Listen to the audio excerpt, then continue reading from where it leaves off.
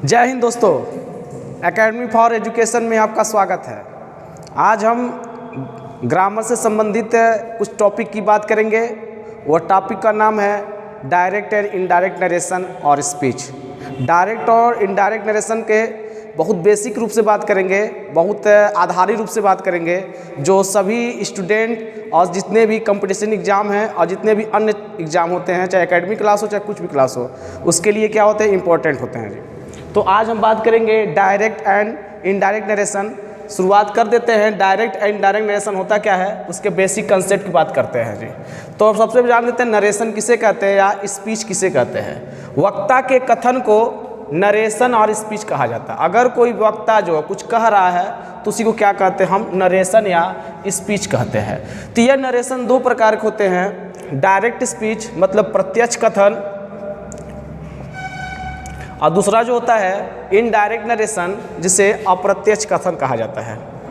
अप्रत्यक्ष कथन, speech direct speech भी कहा जाता है, नरेशन भी कहा जाता है, इनडायरेक्ट स्पीच भी कहा जाता है और नरेशन भी कहा जाता है। चलिए बात कर लेते हैं डायरेक्ट स्पीच किसे कहते हैं। जब वक्ता के कथन को ज्यों का त्यों अर्थात हूबहू व्यक्त किया जाता है तो उसे डायरेक्ट नरेशन और स्पीच कहा जाता है। यह इन्वर्टेड कामा में होता है।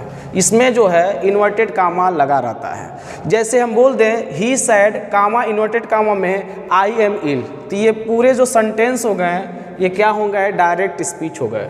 डायरेक्ट स्पीच दो भागों में बढ़ता है, बेसिकली तीन भागों में बढ़ता है, लेकिन दो भागों में समानता लोग जानते हैं, लेकिन तीन भाग होते हैं। Reporting verb, reported speech, verb of the reported speech. देखिए रिपोर्टिंग वर्ब किसे कहते हैं, ये जो ही सैड जो होता है, ये कामा इन्वर्टेड कामा पहले का भाग, इसे रिपोर्टिंग वर्ब कहा जाता है। जबकि इन्वर्टेड कामा के जो बीच में रहता है उसे रिपोर्टेड स्पीच कहा जाता है। जबकि रिपोर्टेड स्पीच में जो वर्ब आता है, हेल्पिंग वर्ब आता है, उसे ही क्या कहा जाता है, तीसरे नंबर का verb of the reported speech कहा जाता है। इसी प्रकार अगर इनडायरेक्ट स्पीच को क्या किया जाए, अगर डिफाइन किया जाए, जब किसी वक्ता के कथन को उसी के शब्दों में न कहकर उसके आशय एवं सारांश को अपने शब्दों में कह दिया जाए या व्यक्त कर दिया जाए, उसी को क्या कहते हैं, इनडायरेक्ट स्पीच कहते हैं या इनडायरेक्ट नरेशन कहते हैं। यह इनडायरेक्ट नरेशन इन्वर्टेड कामा के भीतर नहीं होता है। जैसे जो दिया हुआ था डायरेक्ट नरेशन, उसको इनडायरेक्ट नरेशन में बनाएंगे तो क्या हो जाएगा, ही सैड कामा इन्वर्टेड कामा की जगह दैट लगेगा और आई जो ही बदल जाएगा, एम जो आवाज हो जाएगा, इल जो है इल रहेगा। इसी को क्या कह देंगे हम, इनडायरेक्ट नरेशन हो गया।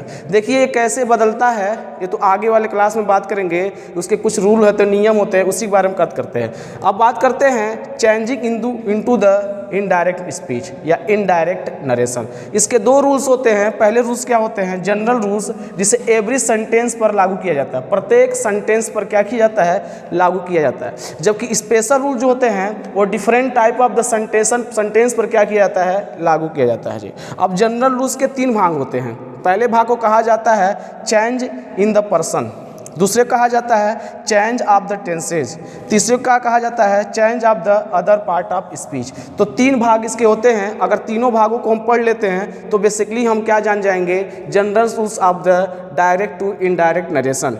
तो पहला भाग क्या है, change the person, change of the tense और change of the other part of speech कहा जाता है। चलिए जनरल रूल्स की बात किया जाए तो सबसे पहले हम जानते हैं कि डायरेक्ट इनडायरेक्ट बनाने के लिए, डायरेक्ट इनडायरेक्ट बनाते हुए जो कामा इन्वर्टेड कामा होता है, किसी कंजक्शन दैट का प्रयोग किया जाता है। खास असर्टिव सेंटेंस में होता है।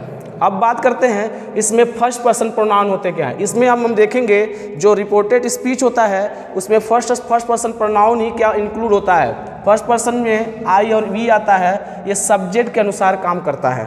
सेकेंड पर्सन में यू आता है जो ऑब्जेक्ट के अनुसार काम करता है। और थर्ड पर्सन जो होता है ही, सी, इट, दे होता है। इसमें किसी प्रकार की बदलाव नहीं होती है, अर्थात नो चेंज होता है। एक सूत्र होता है सन, SON 123। सन का मतलब फर्स्ट पर्सन प्रोनाउन रहेगा तो सब्जेक्ट अनुसार चेंज होगा। इनडायरेक्ट बनाते हुए रिपोर्टेड स्पीच में दो रहेगा तो ऑब्जेक्ट अनुसार और तीन रहेगा तो क्या, नो चेंज होगा। ये क्या होते कि ये क्या थे, हमारे डायरेक्ट इनडायरेक्ट नरेशन के कुछ बेसिक रूल्स थे। इसी तरह से हम क्या अन्य वीडियो मिलेंगे तो change the person, change of the tenses, change of the other part of speech. इसके अलावा हम क्या बात करेंगे, स्पेशल रूट और different types of the sentence पे जो नियम लागू होते हैं उसके बारे में बताएंगे। अगले वीडियो तक इंतजार करिए और मिलेंगे, बात करेंगे। Thank you very much.